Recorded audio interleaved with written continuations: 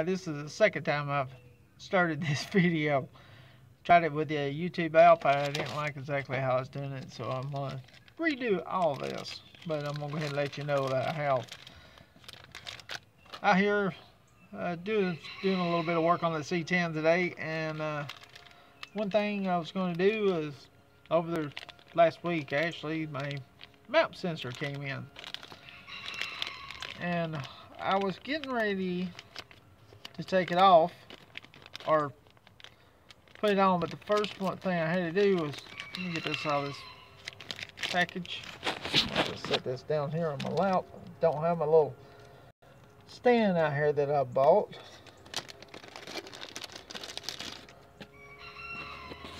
Well, the map sensor, it's got that little rubber seal.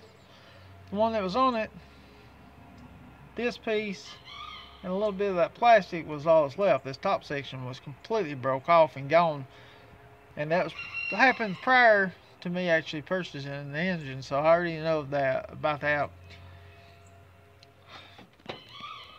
I had a pick and was slowly working on getting it out, grabbing hold of the rubber part, because I figured that would probably be the best area to grab a hold of until I can get a hold of the plastic itself.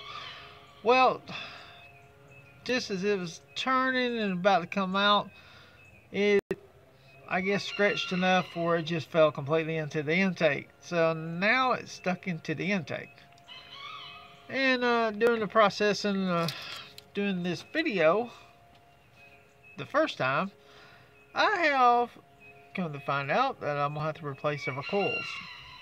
Some I already knew about, but a couple that I didn't even realize how that I was going to have to replace because of the reason I'm going to replace it. Let me flip this camera over and I'll show you exactly what I'm talking about. Okay, back here, if you'll look at the number 8 coil, this is broke slap off. Number 6 coil, I got a big crack. This, when I took the spark plug wires off, I noticed this one had a crack, and I want to say number 7 on the opposite side also had a crack. So I was going to have to replace those. But this was not like this. I don't know when that happened or how it happened. I put the plug wires off when I got ready to put my headers on, so I could take them off my spark plug wires, which I'm going to have to replace the wires because I've had 2 on this side. You see where the, whoops, I grabbed the wrong part, where the wire part that hooks up to the spark plugs actually stayed on, which they look like they definitely need to be redone. As you see, I still haven't been doing it, which right after my birthday I ended up getting sick, so I hadn't actually been out here. I have put a plate over this, got some sealing around there, so I think it's going to work just fine. I was going to trim this out, but it was getting late and I decided to just leave it like that because it's pretty much a perfect fit. Just this little part right here kind of sticks out. I'll take a hammer and knock that down and put a little paint on it later on. But get back to these coils, I know that I was going to have to replace 1, possibly 2 of them. One might not have been cracked enough to worry about, but the other one, which I believe was this one, had such a big crack I didn't want to take a chance on it. But this being broke slap off, there's no way I can use that. I don't even know how it broke. So I was checking my other ones.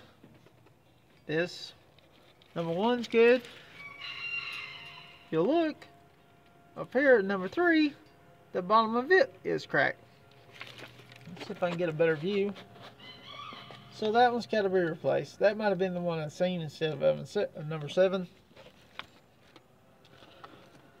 Then I got all the way back here to 7. See if I can get you across through this wiring, and you see this one is also broke clear. And again, I didn't take the plug wires off until I was getting ready to put my headers on, just to test them off the first time, see if I had any clearing issue, which I still haven't put the other one on yet because it's getting late. I don't remember when the last one video I was doing. The problem was on the I'll get where I can speak here in a second. Hold on, let me flip this camera back over towards me. What I was saying is one of the problems with me trying to figure out what day I last done this was some reason some of my videos that I was posting wasn't getting posted. They ended up going into a private setting instead of being published. So there's a lot of videos that's going to be popped up all of a sudden at one time. So I got all that fixed. I don't know if it's a glitch or what, but I got one that said it's in processing. They don't show a picture video, and I think that's when I did the headers, because I haven't seen the other one, so I'm pretty sure that's one where it's showing me doing the headers, which will be the last video right before my birthday. So it was at the end of March sometime, and I think that video's lost because I've already removed a lot of videos off my camera because my memory card was getting full, and I was just assuming that it was being downloaded, and apparently I've lost it. There is one, my long vlog, that I still don't know what happened. It was over almost 2 hours on my video card, so I got all that edited, and I spent a long time. I was really proud about that one, and unfortunately, well, when I got done editing, I got down to 120 minutes, and now it's gone. It was on YouTube. I know for a fact it was on YouTube, on my channel, and then when I deleted it off of that, and after my birthday vlog, I was trying to edit, which my phone died during that editing, and when I went back to restart it, everything was gone, and I wasn't feeling too good at that time. It was late, so I had to stop. That's the reason I done that one little vlog saying that about my camera messing up on me, and then I got sick the next day and wasn't able to do that, and then my car decided to die on me, which I had to change the crank position sensor on it, and I've had it, which I know about the crank position sensor being bad when I first bought it over a year ago. So I've had that sensor for quite a while. When I first tried to put it on, it started raining on me when I was trying to do it. Today it was raining this morning. Luckily it held off. I spent 4 hours trying to get that thing out yesterday, and another 4 today, this morning. So 8 hours total just to get the sensor out. That thing did not want to come out, but I finally got it popped off, and I got my new one put on there. So everything's good on that. Just gotta now do this. I was getting ready to finish putting up the radiator. There's the bottom part of my radiator support. I got my core support in, but the support that actually holds the radiator to the height that needs to be in, for some reason, is missing. I don't know what happened to it. That's maybe in the back of my truck, I'm not sure, but that's just one other little delay that's slowing me down on this. That's what happens when you do an engine swap. Hopefully I'll get things figured out, so I figured I'd just do a little update vlog of what's going on today.